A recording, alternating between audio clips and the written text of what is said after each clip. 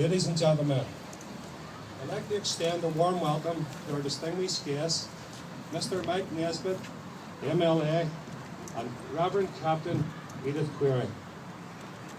I'd also like to thank everyone who took part in today's parade, especially all the memorial associations, UVF Regimental Bond, Young Citizens Volunteer Shankill Road, for providing the guard and the public who have gathered here today at this monument to pay homage and remember the men of the 36th Ulster Division.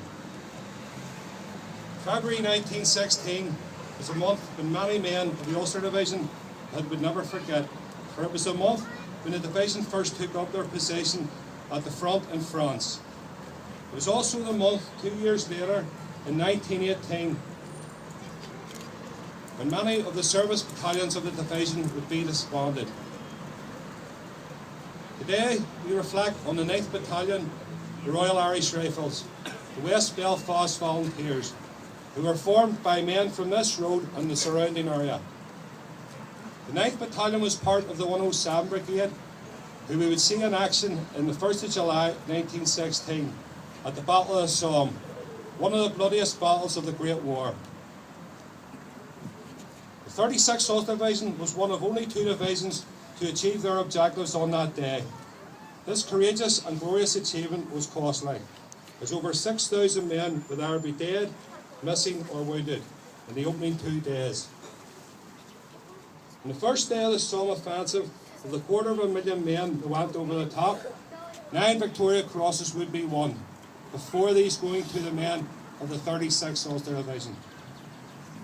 2013 will mark the 97th anniversary of the Battle of Somme, and we must remember that around these streets, people were having to come to terms with the horror and the loss of loved ones, and of course the return of many injured soldiers from the battle's bloody aftermath.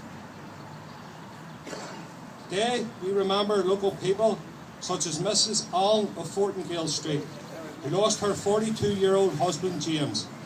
He was killed in action on the 30th of June 1916. We also remember Mrs. Anderson, who lost her 19-year-old son George.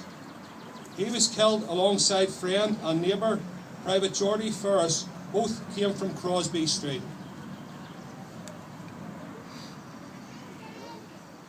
We'd also like to remember Rifleman Nobby Weir of Mayo Street. Like many others, was killed going over the top on the 1st of July 1916. Also in our thoughts is the husband of Elizabeth Baines, who along with Sergeant William McCaw came from Atlantic Avenue. Both were killed in action. These families are only a few of the thousands throughout Ulster who would have to live with the consequences of the terrible war, during which 32,000 men from our small province would be killed or wounded.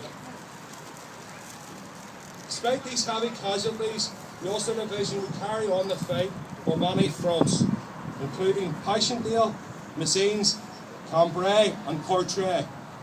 And with this in mind, we in the 1st Shankill Somme Association feel we owe a great deal of gratitude to these brave men. By our presence here today in our memorial garden, we have shown that they will not be forgotten and their name liveth evermore. Thank you, ladies and gentlemen. I'd now like to hand you over to Mr. Mike Nesbitt, MLA, who'd like to take this opportunity to say a few words. Thank you.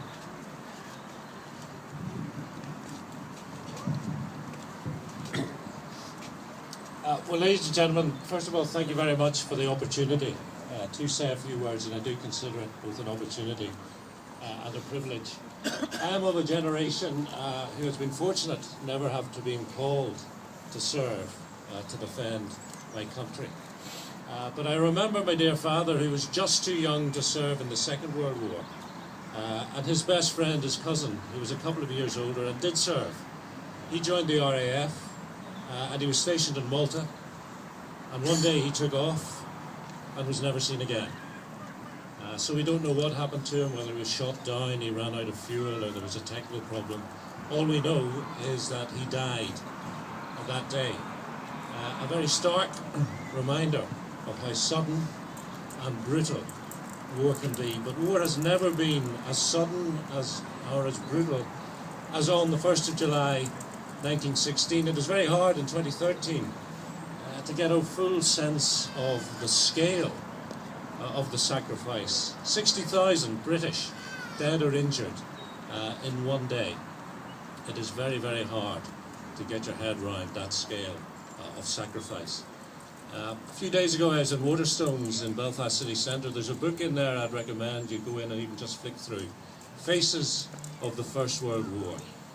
The most shocking photographs of dead men, dead horses, of devastation, of sacrifice. But sacrifice, particularly from those from this corner of the empire, which is inestimable in terms of what it did to cement our place within the United Kingdom, because in the corridors of power in London, in Whitehall and in Westminster, it created a bond between us and the people who ultimately decide our fate.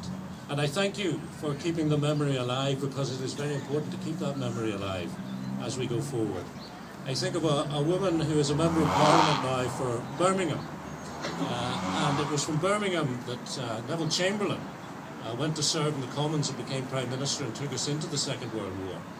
And today he has been replaced by a woman called Gazelle Stewart, and she is a German. Who would have imagined that 60 years ago, having fought Germany twice, that a German would be duly elected as a Member of Parliament? And she talks about the young people of Birmingham and the fact that 60% of the youth are of non-white origin. They're ethnic, they're Asian and of other nationalities. They have no knowledge of this sacrifice. And that is a big change that we need to be aware of, because we still want people to remember what our forefathers did to protect Northern Ireland, the United Kingdom and the then Empire. And it is therefore incredibly important that we continue to preach the message of the sacrifice of the 36th Ulster Division. As I say, it has been an honour to be here today, and I thank you very much for the opportunity to say a few words. I'll finish just by mentioning, politically, last year we remembered Carson and Craig. We should not forget Fred Crawford. And the Ulster Unionist Party is delighted, and our Treasurer, I see, has joined us to financially support what you are doing and to preserve the memory of Fred Crawford and the monument at his graveside. And we will continue to support you in that quest. We remember today men who were willing to give their lives 100 years ago in 2012, the centenary of the Covenant. They were willing to lay down their lives for Northern Ireland. A few short years later, they laid down their lives for Northern Ireland, the United Kingdom and the Empire, and for freedom. And today I am very pleased to pay my respects to them. Thank you very much.